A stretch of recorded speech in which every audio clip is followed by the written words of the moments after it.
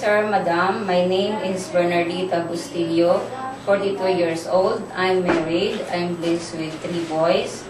I am graduate of Bachelor of Science in Commerce. About my work experience, I work in the Philippines as a domestic helper. I serve 1 couple and 3 kids. My duties and responsibilities are mopping the floor, washing the clothes, ironing the clothes, taking care of the children, and cooking. Good day to you, Miss Bustillo. How are you today? Sir, madam, I'm fine, thank you. What are the advantage of the employers if they hire you?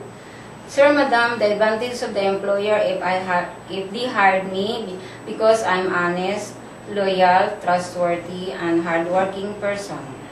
How about your daily routines? May we know what are those?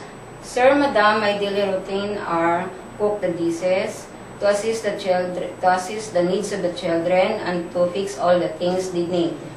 Can you tell us how to take care of the children? Sir, madam, to take care of the children, I will give them a full concentration to play with them, to love them, and to teach them all the assignments.